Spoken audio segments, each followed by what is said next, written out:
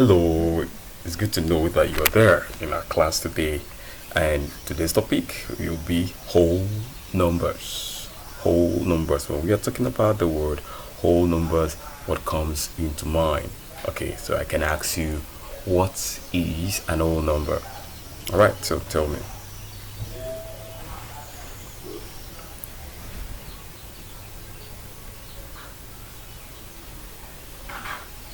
Hello there, you're welcome to today's class, and we are going to consider a very interesting topic, and that will be whole number.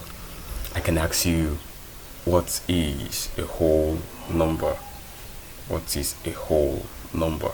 Alright, so we're going to write the definition of a whole number down, and then we see it together. So we have it here that a whole number in mathematics is any of the non-negative numbers, okay, without any fraction or decimal.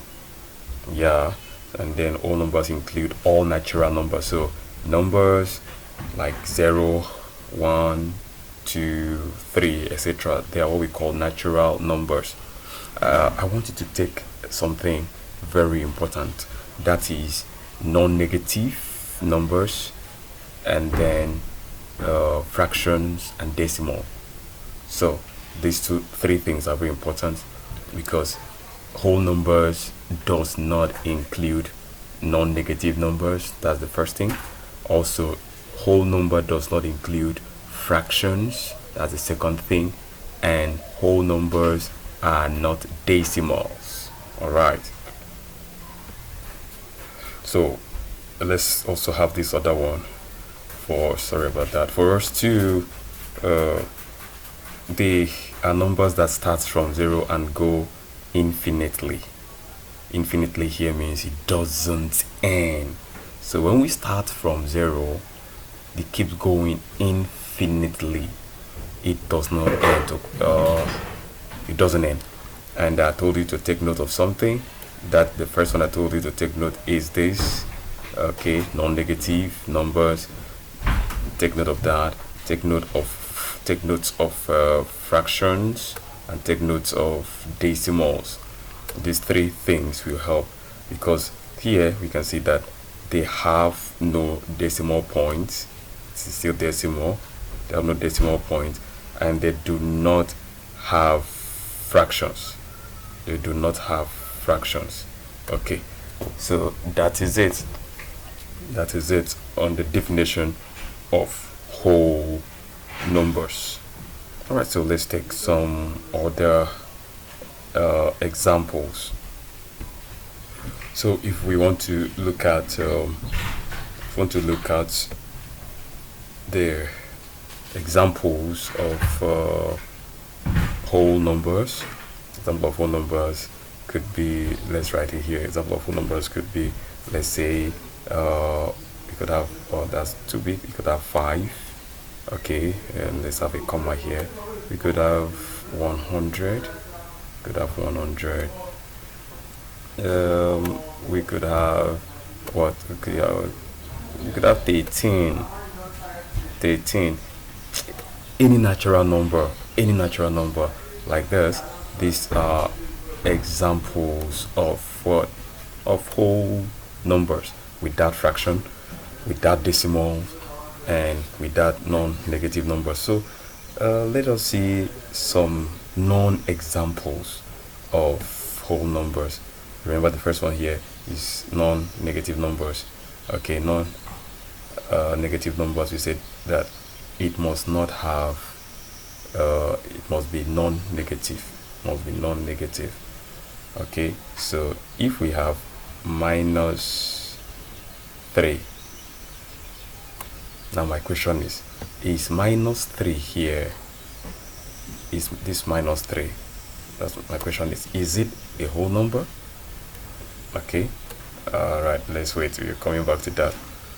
And we also said that whole numbers must not have fractions. So if we have fraction, let's say we have a fraction like can you give me a fraction over there? Okay, let me bring out what I'm having here. Let's say we have a fraction like 5 5 over 6. Okay, it's not bad. And then let's have example of a non-decimal, rather example of decimal. All right, so we could have 7. Okay, 7 point. Let me have a 7.2. 7.2. All right. So, my question now is this 5 over 6. This 5 over 6 and this 7.2, are there whole numbers?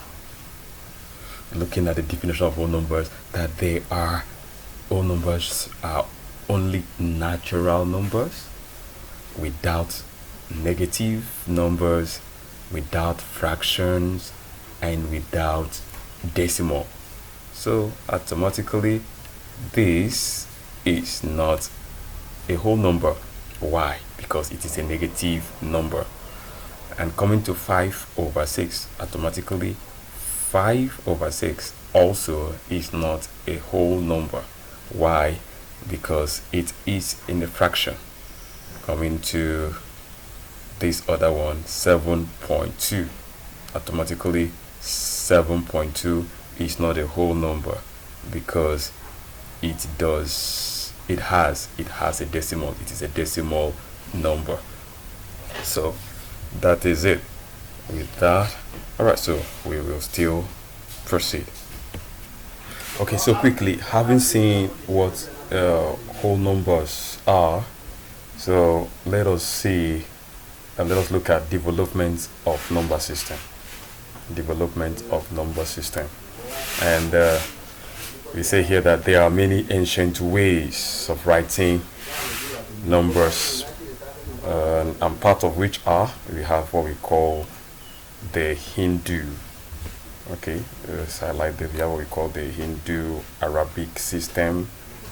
Okay, which have a comma here, right?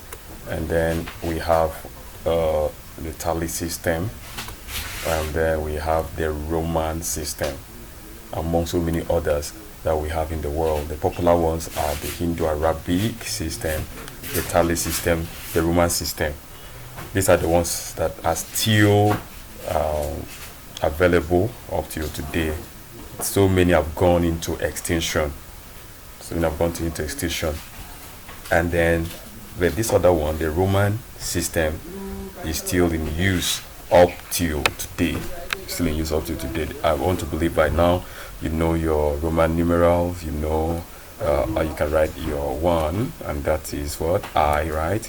Okay, we're not going to be doing this. You know what is your 100, right? That is C. Your 1000, that is M. And the list goes on and on and on. All right, let's proceed. Okay, so there are different letters that we have for numbers when it comes to Roman numerals. And remember, the Roman numerals, we use letters of the alphabet, proper capital letters. Okay, oftentimes it's always capital letters that we use to represent numerals. And Roman numerals was introduced back then 300 BC, and up till now we are still having it, we are still using it. Sometimes there are some wall clock that uses Roman numerals, some pages of textbooks, and name them. Okay, and if you look at our picture chart here, we have from 1 to 10. We have from 1 to 10, and from 1 to 10 we have our 1, and our 1 is I, right? Our 1 is I. We have our 2 I. This one's here, the popular with it, and we also have our 11 to 20, and then the list goes on. There's something I want to show you now. When we have, like in the case of 4, 4 is what? Okay, let me show you this. 4, we have 4. All right, let me take away that particular one, and maybe something better. Okay, let's try this.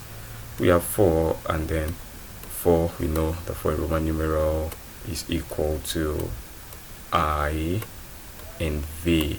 All right, notice something here. Now when we have a V is what? V in Roman numeral is 5, right? V is 5. Okay, and let's circle this, and I in Roman numeral is what? I in Roman numeral is 1.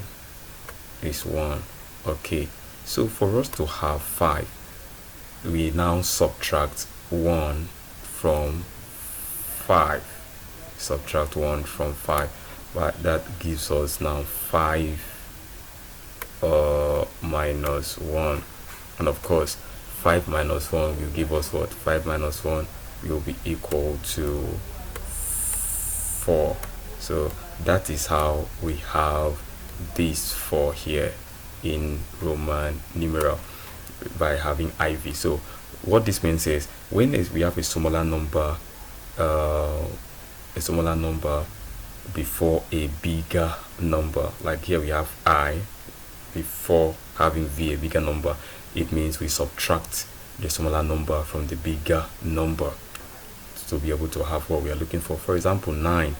Notice that 9 in Roman numeral is what? 9 in Roman numeral is IX, right? Okay, so we have I and X. Okay, they are close together. Let me make them closer. All right, so okay, let's do it better. Okay, we have IX in Roman numeral. I think this is much better, right? Okay, so the same principle holds. The X here is what? The X here is 10, right? The X here is 10, and the I here is 1. So that gives 10 minus 1, and of course it gives us our 9. So when you have a smaller number before a bigger number, what that means is subtraction. But sometimes the numbers could be if the numbers are the same. If the numbers are the same, it doesn't mean you need to subtract, right? But when you have a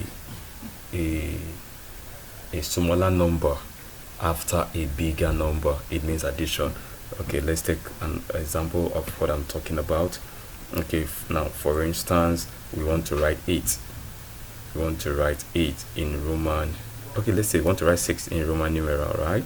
Want to write 6, and 6 in Roman numeral we know is what? Is VI. Okay, VI. That's almost like saying Victoria Island. Okay. All right, so we know 6 in Roman numeral is VI, and now looking at this V here is what? V here is 5. All right, and then the I is what? Is 1. The I is 1. Okay, and then it means we are going to add them up because we have the bigger number first before the smaller number, so it means addition, and when you add it up it gives us our answer as 6. All right, so notice this: when you have a smaller number before a bigger number, you will subtract, like what we did here. You will subtract. But now when you have a smaller number after a bigger number, like the bigger number here is V. Okay, is V. When you have it after a bigger number, it means you are going to add. And here is a picture chart for Roman numerals up to 1,000. Up to 1,000. All right, or more than 1,000, even more than 1,000. We have it up to 10,000. Okay, I would love you to revise it. Try to know the basic one. Try to know what 100 is. 100 100 is what? 100 is C. Okay, try to know what 1,000 is. 1,000 is M. Try to know what 500 is, and 500 is what? Is a D. All right. Okay. We are going to proceed. We are going to proceed on this. So before we end this other lesson, because the next lesson we start writing numbers in Roman numerals, I just want us to go through what we have done. We've been able to define whole numbers, that whole numbers are natural numbers and they do not have decimal points, they are not fractions, and then they are not negative numbers. So non-negative numbers, they are without fractions or decimal. And there is something that we also said, that it goes from this 0, it goes infinitely without, there's no end. So far you can keep counting. That is what whole number is. Please don't forget what an whole, or rather don't forget what a whole number is. Very, very important. And then we did this, we tried to have some natural numbers here, 5, 113, and then we had also other numbers here, and we said that minus 3 rather is not a whole number, because it has a negative sign. It is negative number. The same thing with 5/6 is a fraction, and also 7.2 is a decimal. All right, so later on we now introduce development of number system, and we discovered that there are many ancient ways of writing numbers, and then we have the Hindu-Arabic system, the tally system, the Roman numeral. So we said that many have gone into extinction, but the Roman numeral is still in use up till today. So in the next lesson we will start writing in Roman numeral. So see you in the next class. Bye bye.